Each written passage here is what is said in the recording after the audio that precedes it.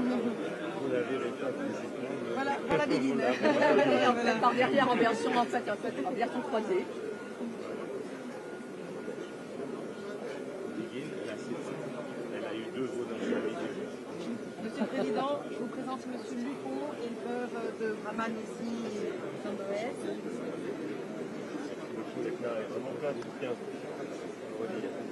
Monsieur le procureur, éleveur aussi, qui nous a fourni les deux génisses qui sont arrivés en métropole aussi. Et Monsieur Duphard, éleveur guyanais. Voilà, de Brahman aussi. Exactement, et voilà, la race Brahman est présente en Martinique et en Guyane. Les présidents de coopérative. Voilà. Vous avez combien de bennes? Là, c'est pour ça. Élevage moyen, Matiki,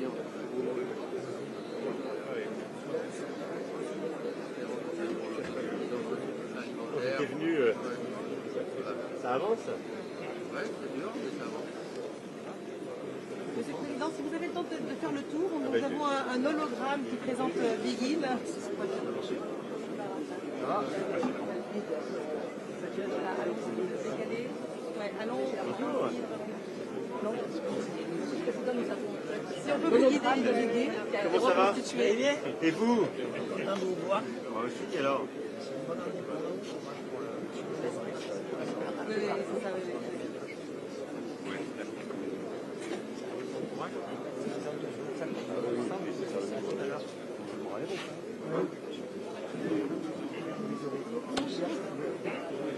Bonjour Madame la Ministre. Bonjour Madame. André. Très bien. Les Brahman? Oui, bien sûr. Où ça? Bien sûr. Bien sûr, vous en avez combien? Ça va?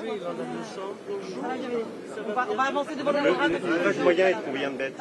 L'élevage moyen est de combien de Alors, bêtes? à la Martinique, environ 80 têtes. Et on a 2000 vaches en production à la Martinique. Donc là, voilà. Voilà. Donc, qu'elle réapparaisse. Voilà Biguine, qui a été filmée dans son étable en Haute-Saône. Voilà, quand on a su qu'elle ne pourrait pas être présente. Et voilà, la technologie aujourd'hui nous permet de la voir un peu plus en situation. Donc, ce qu'il faut savoir, c'est que la race Brahman est implantée en Martinique depuis les années 50. Elle est arrivée comment? Alors, elle est arrivée directement des États-Unis, puisque c'est une race qui a été mise au point aux États-Unis par un croisement de race zébu et de race à viande américaine. Et c'est leur... En 1950, Voilà. en 1950, après l'effondrement de la filière Cannes, pour éviter la stabilisation des terres, les grosses exploitations ont lancé la filière élevage. Voilà. Parce que c'est dans les années 60-70 qu'on a commencé à avoir le déclin de la filière Cannes. Et donc on s'est préparé. Et vous avez un élevage 100% Brahman? 100% Brahman. On a 300 têtes sur la Canadée de la Trinité. Ce qu'il faut savoir, c'est région de la Martinique.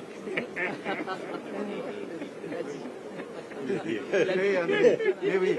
Non, mais le président est venu, il peut témoigner. Je peux témoigner, monsieur le Président. Je peux témoigner. vous avez là les cartes de la Martinique et de la Guyane avec l'implantation du cheptel Brahman, voilà, avec les concentrations des plus gros élevages. Et donc en fait, sur ce territoire, la race Brahman est utilisée soit en pure race, soit en croisement avec des races à viande européennes. Et c'est ce qui permet en fait la résilience de cette race, de sa rusticité, permet de maintenir justement cet élevage dans des conditions difficiles. Donc au total, on a un cheptel de combien aujourd'hui à peu près sur les deux territoires? Alors ce qu'il faut savoir, c'est qu'on a en tout cas 25 000 bovins inscrits au livre généalogique aujourd'hui, et que la Martinique, donc l'OS Brahman martiniquaise, détient le livre généalogique pour le territoire européen, parce que la race Brahman n'est pas implantée sur le territoire européen. Voilà. Donc aujourd'hui, la France peut se féliciter de détenir cette génétique et de pouvoir la valoriser et continuer à la croiser et la valoriser. Alors, une chose importante, c'est que nous travaillons déjà avec les éleveurs de métropole sur le croisement. C'est-à-dire qu'on garde la vache Brahman comme mère et on met du blanc d'Aquitaine, du Charolais, du Limousin. C'est les croisés, ce que vous appelez les croisés Brahman. Croisés Brahman, qui s'incorporent une charge musculaire sur la charpente et la carcasse est mieux valorisée. Voilà. Et c'est pour ça que un peu moins sèche. Voilà. Et c'est pour ça que ça m'avait fait un peu rire, parce que quand on a décidé, doucement sourire, je dirais, quand on a décidé de faire partie de l'âge de la nous me disait, mais comment on va alors que nous faisons dans l'autre sens sans aucun problème. Parce que nous faisons rentrer des taureaux européens régulièrement en... Et vous croisez avec quoi? Blondin-Aquitaine, Charolais, Limousin, Gaston, Partenaire. Ah oui, en fait, du coup, toutes les principales races. Et il y a une vraie synergie finalement avec les vaches hexagonales. Regardez leur physionomie. Alors, légèrement modifié, en fait, les oreilles sont un petit peu plus pointues. En fait, on reconnaît les petits doigts à la naissance parce que les oreilles sont un petit peu plus pointues. La bosse est un petit peu atténuée. Mais Avec il y a le quand même paysage, c'est un vrai... voilà. Avec une jambe de grande qualité. C'est vraiment des animaux adaptés parce qu'il y a la résilience, il y a la rusticité. Pour vous donner une idée, une grande de parents, on était à l'Ombraman avec les soins, un taureau européen avec la chaleur, les problèmes de type, la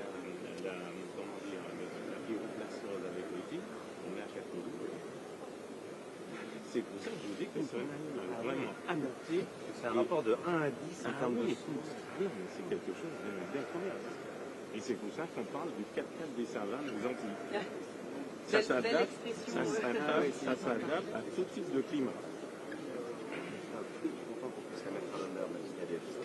Pas physiquement là, mais... voilà. Je continue. On espère pouvoir présenter au grand public. C'est également en fait du débat public.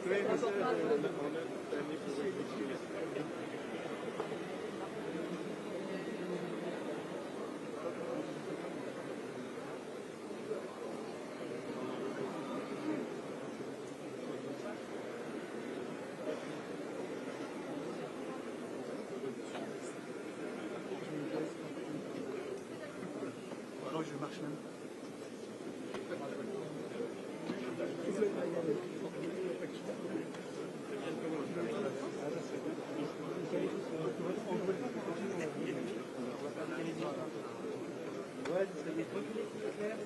Au moins, on a un peu de temps. Très bien.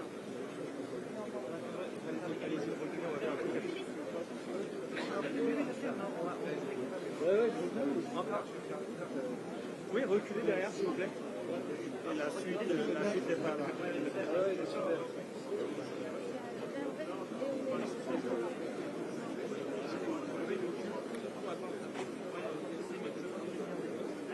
Mettez-vous là-bas.